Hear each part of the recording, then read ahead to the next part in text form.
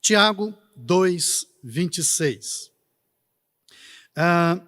Diz assim o texto: assim como o corpo sem espírito está morto, também a fé sem obras está morta. Este é o texto principal. Daqui a pouco a gente vai dar uma leve percorrida neste capítulo 2 de Tiago. Nós aprendemos a dividir a nossa vida e experimentamos de uma forma dualista.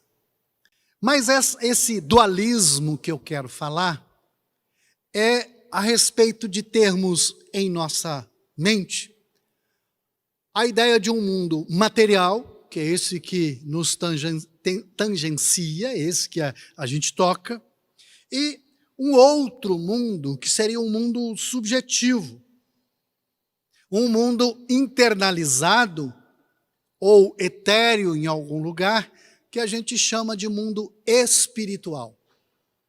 E a gente tenta lidar com a nossa realidade dentro desses dois aspectos.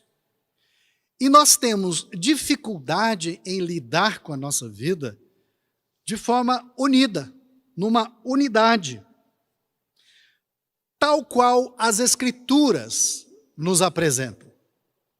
Foi soprado em nós o fôlego da vida e nos tornamos alma vivente. Nós somos esta realidade. Nós não somos um corpo que possui uma alma. Nós somos alma vivente. Então, é dentro desta unidade que a gente precisa começar a caminhar e pensar, rever essa forma que nós herdamos de vivermos de forma dividida. E desenvolver a nossa vida assim, de forma dividida, nós colhemos muitas vezes diversos problemas e criamos uma dificuldade para nos relacionarmos com o mundo. Mas criamos também dificuldade para nos relacionarmos com o próximo e criamos dificuldade para a gente relacionar consigo mesmo.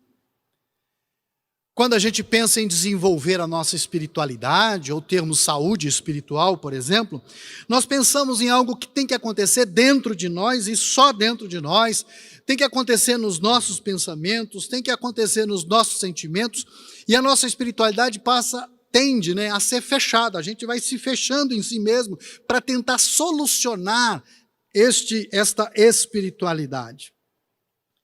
E eu penso que isso acarreta um problema porque nos afasta cada vez mais, quando a gente quer desenvolver uma espiritualidade sadia, do mundo, que é o mundo em que nós vivemos, nós existimos.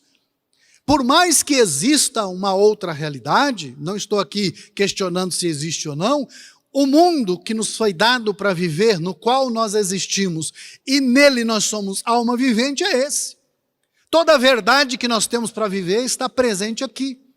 Tudo aquilo que temos que experimentar em Deus e de Deus é presente aqui, nesta realidade. E isso acaba prejudicando porque nos afasta da centralidade do Evangelho. Porque a centralidade do Evangelho é cultivar uma espiritualidade não individualista, não que se fecha, não egoísta, mas uma espiritualidade pertinente a esta realidade que vivemos. Há quem diga que a gente deva ter uma espiritualidade para fora, mas percebe que ao usar esse argumento a gente continua dividido entre dentro e fora. Nós precisamos de uma espiritualidade integrada, e eu penso que este caminho que Tiago nos apresenta e que está muito centralizado neste texto que nós lemos aqui. No texto que nós lemos fala de fé. Assim como o corpo sem espírito está morto, também a fé sem obras está morta. Então veja, quando nós temos essa ideia dividida, fé para nós, é alguma coisa subjetiva. Alguma coisa que está dentro do nosso pensamento, alguma coisa que está dentro de nós, alguma força, alguma energia, algum valor, algum sentimento que é interno. E é algo subjetivo que lida com o mundo espiritual. Fé é para isso, para lidar com o mundo espiritual. Raramente a gente pensa na vida com um todo, composta por diversos fatores, complexa. Mas a verdade cristã é uma verdade unificada. A principal, a essencial, a maior revelação da nossa espiritualidade não é um Deus subjetivo, longe, é que Deus se fez carne. É nesta realidade, aquilo que vimos, ouvimos e sentimos. Veja, nesta realidade, é disto que falamos, esta é a verdade apostólica. Então, quando nós falamos de fé, nessa perspectiva de um mundo espiritual, fé seria um sentimento, uma espécie de sentimento que lida com Deus. E no mundo material, a gente lida com ações, com obras, com realizações. E a gente tem aqui essa divisão. Mas a gente precisa mudar essa chave. Essa é a proposta. Porque a demonstração do nosso relacionamento com Deus, preste atenção. A demonstração do nosso relacionamento com Deus não tem a ver com um sentimento que eu tenho fechadinho no meu quarto. A demonstração do nosso relacionamento com Deus está na medida que nós temos algo concreto em relação ao próximo, que a gente ama o próximo. E amor não é um sentimento, também não é essa subjetividade. Amar é uma ação. Então, como é que eu desenvolvo a minha espiritualidade? Aqui começam as pistas, né? Este amor que eu tenho ao próximo demonstra a qualidade do relacionamento que eu tenho com Deus. Não são duas coisas. É uma coisa. E olha só, Efésios capítulo 4, verso 3 a 5. Diz assim: façam todo o esforço para conservar a unidade do Espírito pelo vínculo da paz. Veja, conservar a unidade do Espírito com alguma coisa concreta, pelo vínculo da paz. Há um só corpo e um só Espírito. Há um só Senhor, uma só fé e um só batismo. Não existem duas fés. Uma para lidar com o mundo espiritual e uma para lidar com o mundo material. Há uma só fé que lida com a realidade unida e manifesta no mundo. Então, vamos pensar um pouquinho mais sobre esse texto que a gente acabou de ler. Assim como o corpo sem espírito está morto. Olha que interessante. Corpo, para nós, matéria. Sem o espírito, algo etéreo, subjetivo. Esta matéria sem o espírito está morta. Assim como o corpo sem espírito está morto. Agora, olha que interessante a correlação que Tiago faz. A fé sem obras está morta. O espírito vivifica o corpo. A obra vivifica a fé. O corpo espiritual a gente diria que é fé, que a gente tem como sendo subjetivo. E o que dá vida a este corpo é a obra. Olha que coisa linda, maravilhosa. A obra, aquilo que realizamos, os nossos feitos vivificam a nossa fé. E por outro lado, uma obra sem fé seria como um corpo sem espírito. Então, a fé vai dar sentido para a nossa obra. Então, deixa eu dizer o seguinte: a fé não move o invisível. Nós estamos lendo aqui que a fé não move o invisível. As obras dão vida à fé. e a fé dão significado às obras. A fé dá o sentido da obra. Por que que eu estou fazendo isso? É porque creio assim. Porque a minha fé, as minhas crenças, tudo aquilo que eu carrego na minha vida, faz com que se transborde, faz com que se realize, se concretize. Então preste atenção. Uma fé sem concretude é um corpo espiritual morto. Mas uma obra sem fé é uma obra sem lugar. E Tiago nos dá diversas pistas de como é essa fé vivificada. Eu quero pegar as pistas que ele dá nesse próprio capítulo 2. Por isso que eu disse que ia pegar alguns textos, alguns versículos para a gente ler. No capítulo 2, verso 1 a 4, eu quero ler com vocês. Meus irmãos, como crentes em nosso glorioso Senhor Jesus Cristo, não façam diferença entre as pessoas, tratando-as com favoritismo.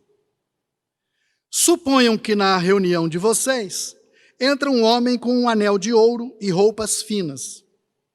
E também entre um homem pobre com roupas velhas e sujas. Se vocês derem atenção especial ao homem que está vestido com roupas finas e disserem, aqui está um lugar apropriado para o Senhor, mas disserem ao pobre, você fique de pé ali, ou sente-se no chão, junto ao estrado onde põe os meus pés. Não estarão fazendo discriminação?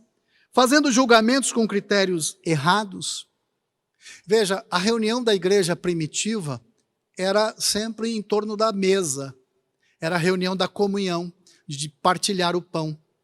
Se chegar alguém nobre, você diz, olha, senta aqui na cabeceira da mesa, lugar de honra.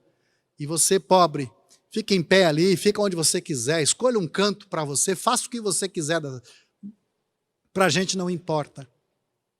Veja, vocês estão desprezando o pobre. E aí, Tiago vai continuar, porque eu parei aqui no 1 a 4, agora veja só o verso 6. Mas vocês têm desprezado o pobre. Não são os ricos que oprimem vocês? Não são eles os que os arrastam para os tribunais? Preste atenção. Olhamos para a nossa sociedade, quem normalmente é preso, quem normalmente vai para a cadeia, quem normalmente, às vezes até está na cadeia e sem ser julgado. E quem pôs esse um na cadeia? Aqueles que têm muito se escapam, se livram, e aquele que tem pouco é preso, julgado por esse, e a gente está dando preferência para esses assim, esse mundo é assim. Veja, se nós não temos a indignação em nós e aceitamos que a nossa sociedade seja assim, nós não estamos lutando contra essa injustiça, nós estamos desprezando o pobre. E nós não podemos aceitar isso. Às vezes levantamos algumas bandeiras moralistas, mas esquecemos desse detalhe importante. Aliás, alguns antigos da Reforma não queriam que Tiago fizesse parte, era contra participar da Bíblia. Por quê? Porque é sim uma mensagem dura, difícil. Se nós olharmos para o nosso país, que se diz cristão, e nós temos visto que quem é preso? Mas vamos continuar a leitura. E agora no verso 8 e 9. Se vocês de fato obedecerem à lei real encontrada na Escritura que diz, ame o seu próximo como a si mesmo, estarão agindo corretamente. Mas se tratarem outros com favoritismo, estarão cometendo pecado e serão condenados pela lei como transgressores. Amar ao próximo, mas se a gente escolhe quem a gente ama, se a gente diz assim, olha, bandido bom é bandido morto, se a gente diz isso, nós estamos escolhendo a quem amar. E nós nos tornamos transgressores. Eu sei que é uma palavra difícil, mas eu acredito ser necessária para a gente fazer uma investigação da nossa fé. A fé sem obras é morta. Mas eu vou continuar a leitura. Verso 10 e 11. Pois quem obedece a toda a lei, mas tropeça em apenas um ponto, torna-se culpado de quebrá-la inteiramente. Pois aquele que disse não adulterarás, também disse não matarás. Se você não comete adultério, mas comete assassinato, torna-se transgressor da lei. Às vezes, a gente tem um juízo implacável com alguém que cometeu adultério, mas a gente não se importa que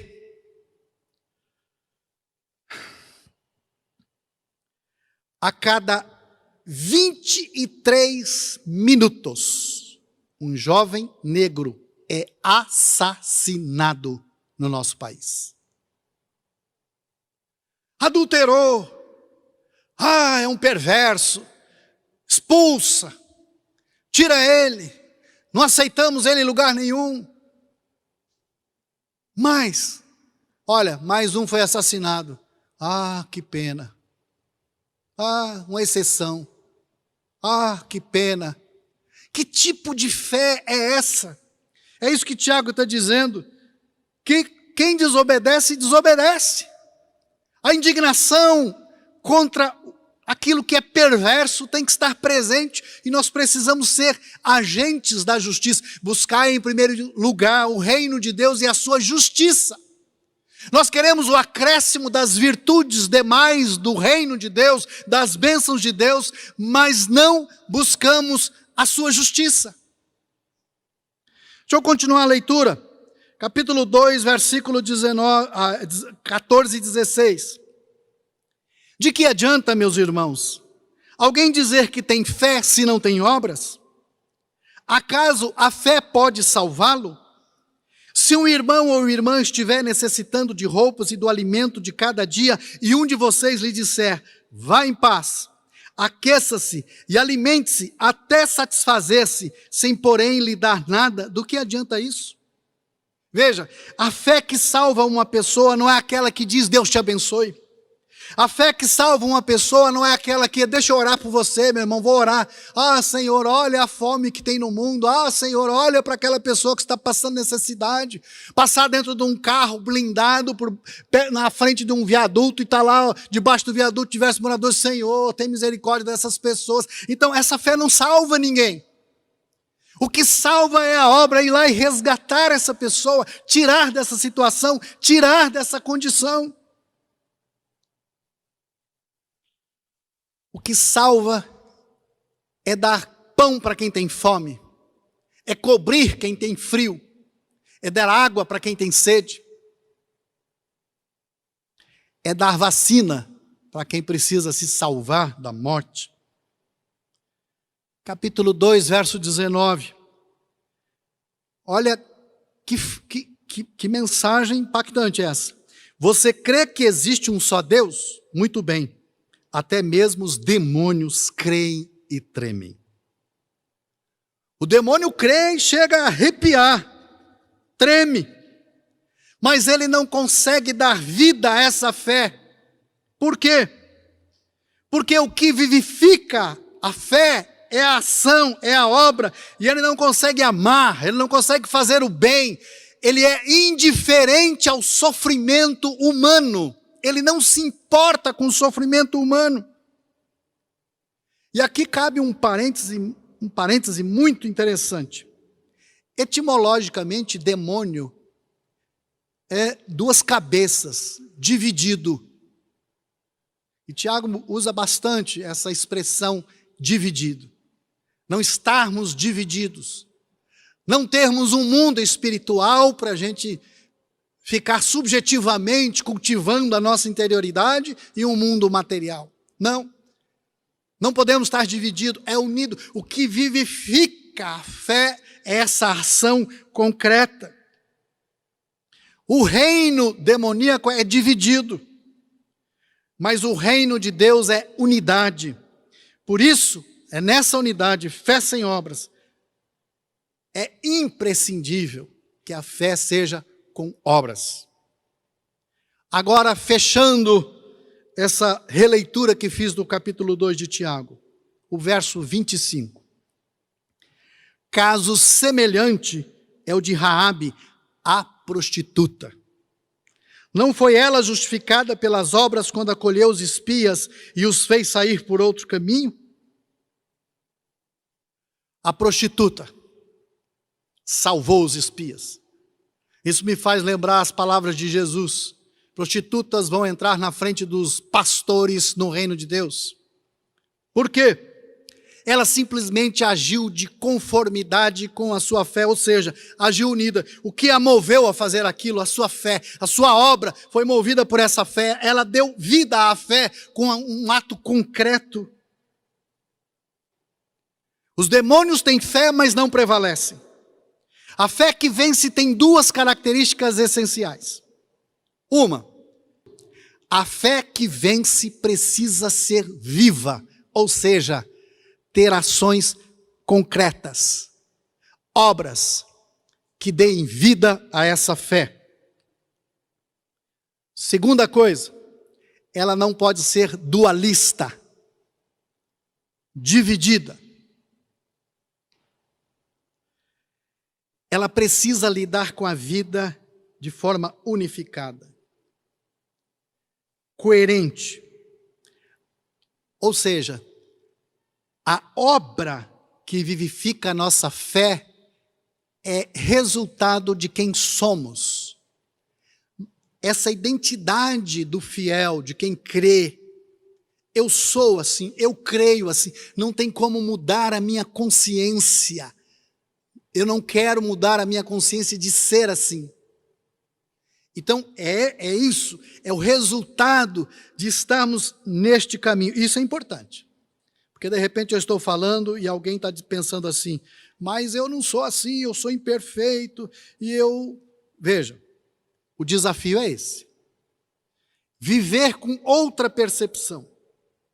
Uma percepção que abre os meus olhos e eu não me vejo de outra forma senão lutando pelo bem. Não porque eu sou obrigado, ou porque serei condenado ao inferno, mas porque isso é ser alma vivente, porque isso é viver, porque eu fui feito para ser assim. Aí você diz, mas eu sou pecador, eu sou... Também, bem-vindo ao time, eu estou bem-vindo, sou bem-vindo a esse time e ainda bem.